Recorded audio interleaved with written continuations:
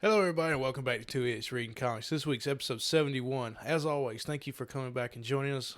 This week's part 2, Avengers Vs X-Men. Like always, go check out our Instagram, Twitter, Facebook. Share, subscribe, like, comment, all the fun algorithm stuff. And like always, let's get into it.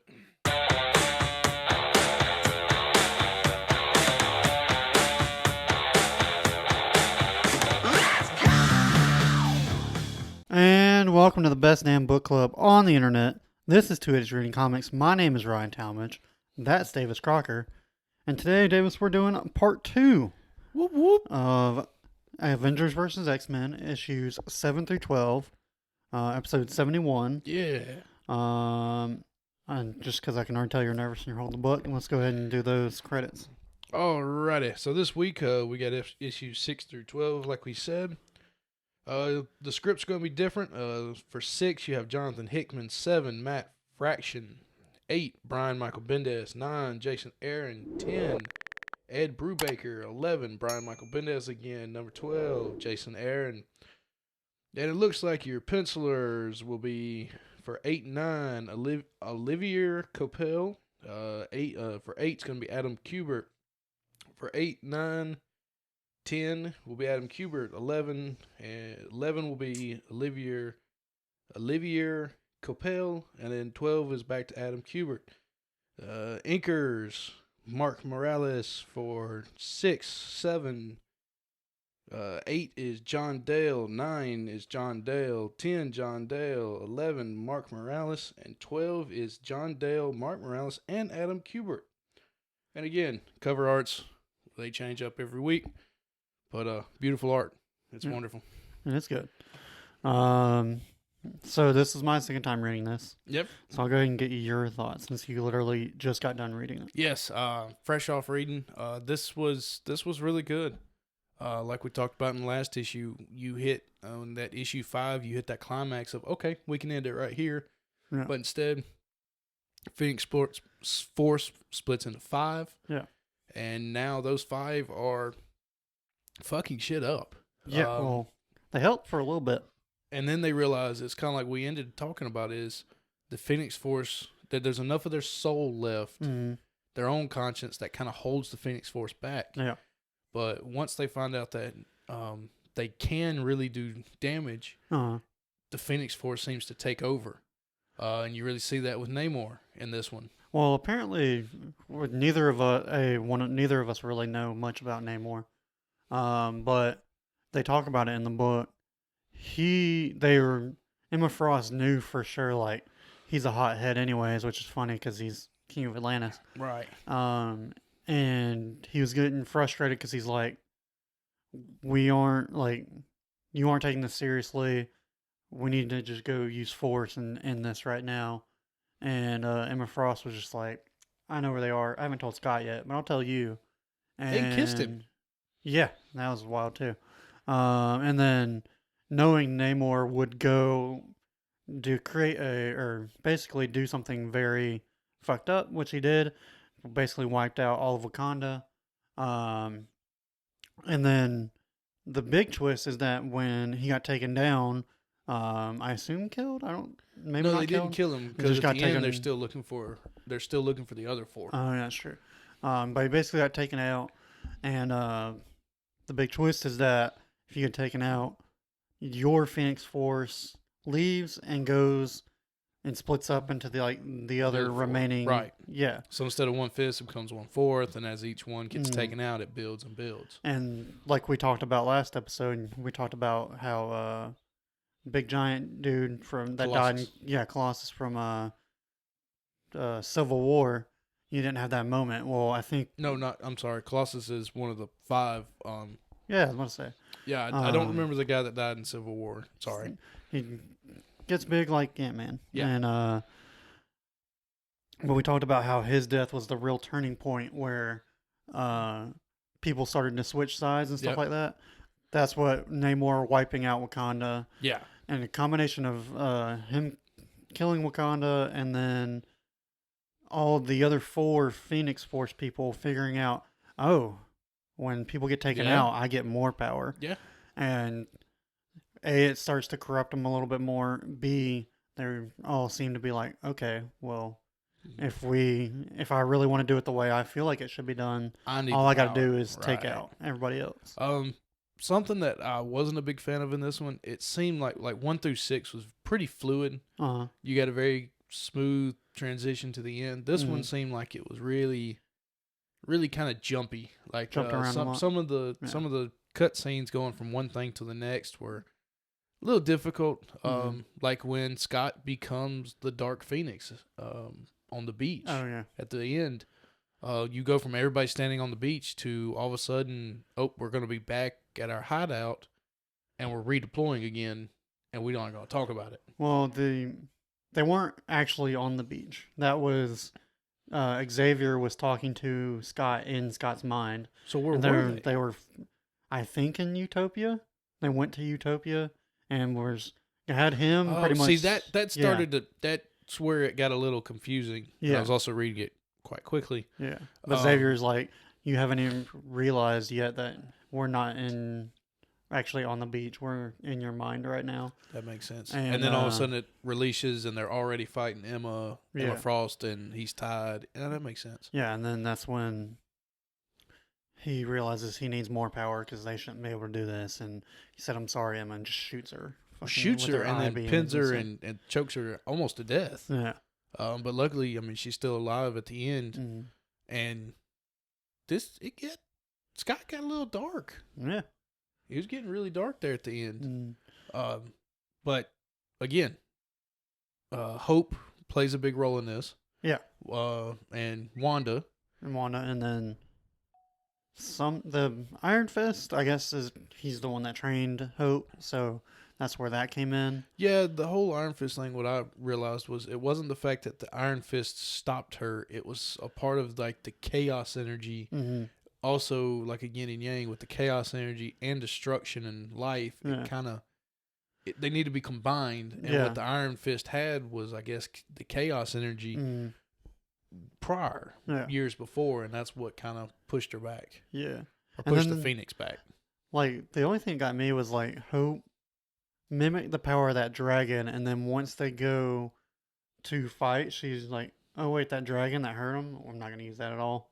Yeah, but her powers also seem like they're kind of instant use. From what I understood, is like, she uses it, and then if she wants to do it again, she's got to touch you again. Yeah, she can use whatever. At first, it had to be another mutant. She had to maybe the copy their powers. That'd be cool. I don't know. I'm not super well versed in Iron Fist lore. Yeah. And apparently, I didn't know, but Kunlun is in another like realm. It's not. It's in like Earth. I think they call it like a heaven or something. I don't know. But also apparently birthplace of kung fu. Yeah. But yeah, I knew that from the Iron Fist show, which R.I.P. don't recommend. But yeah, first season was okay. It was like if you went there, it only came like close enough, or like the portal only opened up like every 20 years or something like that. Yeah, it was a weird something. I don't know. Odd. But they found a way to apparently just go back and forth as much as they wanted. So, their plans got a little odd. Like when they were in Wakanda, knowing Scott was coming, Tony was trying to build this machine to fight Scott. But when he shows up and they get transported to Kunlun, they leave everybody behind. Yeah. It's like, well, it took everything I had to make this portal. We can't just bring you back and forth. And all of a sudden, they're going back and forth. Well, Tony Stark said he figured a way out how to do it. So. Oh, okay. I missed that. Yeah. Because at one point, he says something about, like, he does something. I saw him and click. He pulls a button out of his sleeve, and that's, like, opening up the portal. That makes sense. It was something about, like, energy disruption or disruption or something like that. Okay. But yeah. And still, just great fight scenes throughout. Oh, yeah. It's nothing but fighting. I had just one complaint. And this is more of probably one they put together that collective version. I'd imagine it was done right in the comic book. But anytime you have like a 2-page bar. No, like anytime you have a big surprise, you want it to be on the left-hand page. Because that's right. Because then And when Captain America goes and talks to the Hulk, and it's on the right hand you page, flip and you stare at it and you go, well, shit, now I got to read. yeah, Yeah. it's like they set it up as like I only come here so often, and like basically like 5 panels of who the fuck's he talking to and why is he talking to him like he's such a badass, and it's like, oh, the Hulk's right there. But when in that version you flip to it and you're like, why the Hulk? Yeah, why is he Why is the standing Hulk there? right there? So. Now they made this big point, this 2-page spread of getting the Hulk and making a big deal that Hulk shows up. Yeah. Which I'm sure it's got to also to tie into what was happening in comics at the time, anyways. Because I know like Hulk went into exile. I feel like it was World War Hulk and all that because they had that spaceship from. That's true. That comic. But at the same time, you see they make the big point to get Hulk, and he doesn't really do anything. He has that one big hit at the final battle where like he sneaks up and like he hits he buries Scott into the earth, but then Scott all of a sudden just blows up. But then everybody's fine. They attack him again. Yeah. That scene got, I don't know. It just seemed like it was choppy. Maybe because there was a lot of this where it was a lot of paneling. Yeah, like left to right. And that one, like there was a lot of panels where like you had to know where it was going in order. Yeah. And so it kind of, so there was one page, I think it was when Magneto first showed up. I read straight down. Yeah. And it didn't make sense. Magneto was getting his shit rocked, and then I started reading across, and then Magneto shows up, tries to talk to Scott, then gets his shit rocked. Yeah. I'm like, now it makes sense. Yeah, no. But still, like, the art in that was fucking awesome. Oh, I mean, just outside of just kind of just the technical smoothness of putting it together in a big issue. Like, I mean, they wrote this to be 20 pages in very single. And then when they binded it, there was a lot of stuff that landed in the seam of the page. Yeah, there was. So it kind of, you could see it, but it really got buried. And when you put there. 12 issues together, like you got to add those like extra inches. And they didn't do it in this, but those are all just small critiques. Oh, yeah. I mean, that's just. This is a cool story, and like, sucks we can't do it, or we couldn't do it in the MCU, which I mean, I doubt there's not some version they're gonna do. Yeah, but it's not gonna be like I would imagine this would have to be the way the movie system's going. I figured this is probably going to be an animated. They could probably do it animated sooner than trying to get like, because right now the X-Men aren't even a part of the Marvel universe. I mean, they are, but they're not even in the movie universe. And Phase 4 doesn't even plan for them to be in the movies, and that's 2024. It's the light again. It's not even that hot though. Flip is a fan, MC. Yeah, it was the light.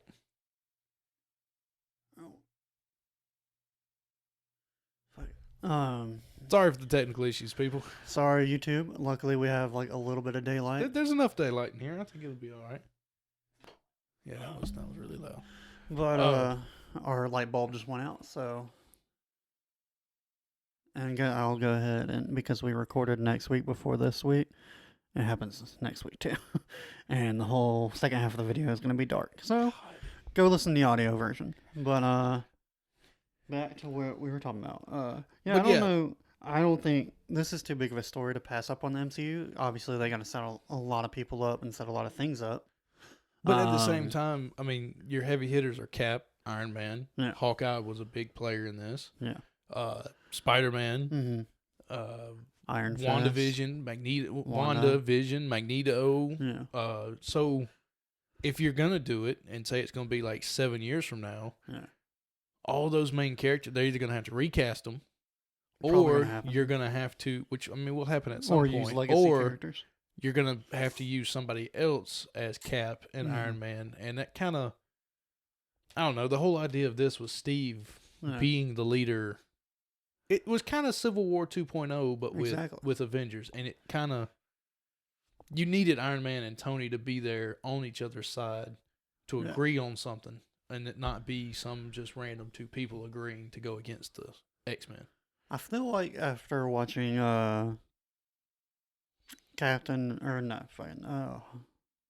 Winter Soldier and Falcon and Winter Soldier, you could do Sam Wilson in it, but they haven't found a spiritual successor to Iron Man yet. So So who's going to be his? I don't know. Sam Wilson will be great. He will be great as Captain America, and I'm gonna enjoy it. But at the same time, like you said, he doesn't have that that either like friendship or adversary that would be Iron Man. Mm. How'd you like that one issue story arc that Spider-Man had?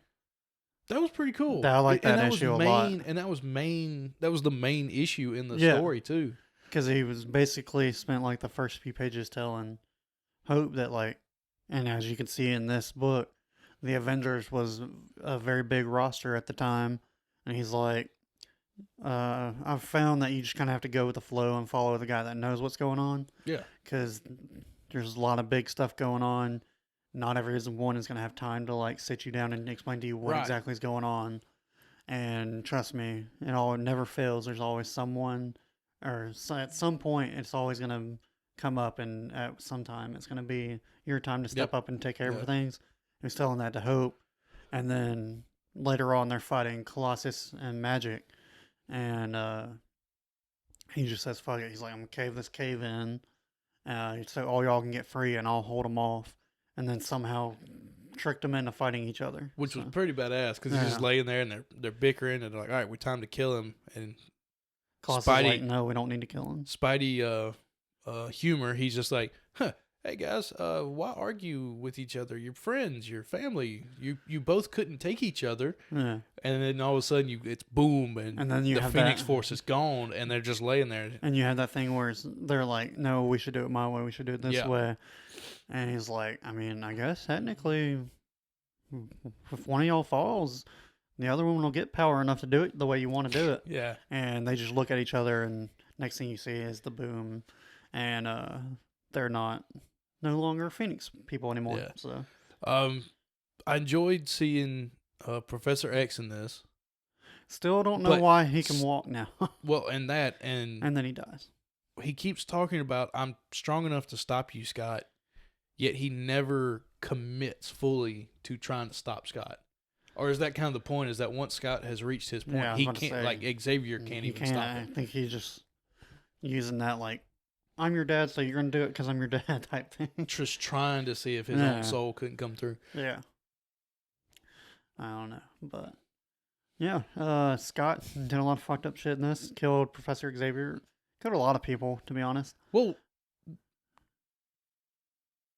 I think Xavier's the only one that died because Hawkeye, they burned the shit out of him, but even Emma says, "No, he's not dead. We'll just heal him up and he'll be our prisoner." Yeah, but at some point when he goes full Dark Phoenix and gets that really fucking awesome suit, that was so black, fucking cool, and then it looks like the Nightwing. Yeah, the Phoenix chest. Oh, that was so cool. But they're like, he's on this half of the Earth, and you got tidal waves, and all the volcanoes are going on. No, okay, and yeah, the other side of the Earth is on fire. Yeah, no, he definitely just killed civilians. Yeah, but your heroes, the only hero that fell was Xavier. Yeah, which, again, I know it's comics and you can bring them back later, but why not?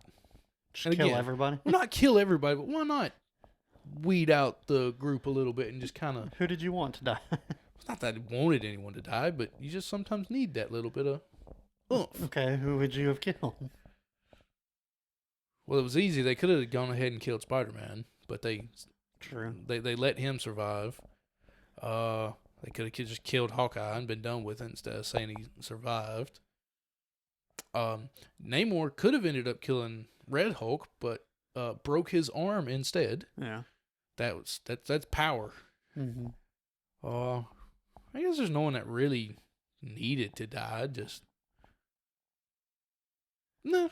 What about Nova? Just kind of, I'm gonna show up at the beginning. Yeah, where the fuck was he? Then I'm gonna heal, and then I'm just gonna crash into him at the end, and I'll be offered an Avengers. Yeah. What? Aren't we supposed to have a Nova movie coming out? The Nova Corps movie, yeah, and I would imagine it's going to introduce. I thought that was supposed to be like last phase. I don't know. No, they pushed it, I think. I don't know. But yeah, there's supposed to be a Nova Corps movie, which I would hope would introduce him. And I mean, you have to say the Nova Corps has already been introduced in Guardians. Yeah, but not with power. They've just been introduced as pilots. Yeah. I don't know, man. It is a great book. If you haven't read it, don't know why you're listening, but Yeah. uh, Go read it. yeah, go read it. It's a good 12 issues.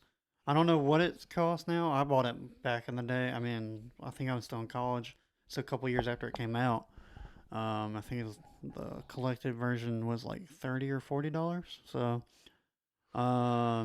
but next week we have Fables Volume 2. Fables Volume 2. Um, it's one of those books. Every time I read it, I forget how good it is. Yeah. And we've already recorded it, and we actually legit get like excited because that's gonna be our continuous for the next couple months.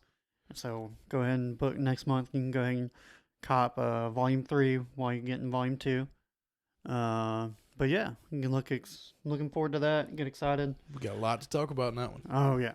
And we went to the comic book store today and saw a Batman versus Bixby book. Yeah. Don't know what that's about. Stay tuned. Yeah, that looks cool. We'll see how that goes. Yeah. But any last words?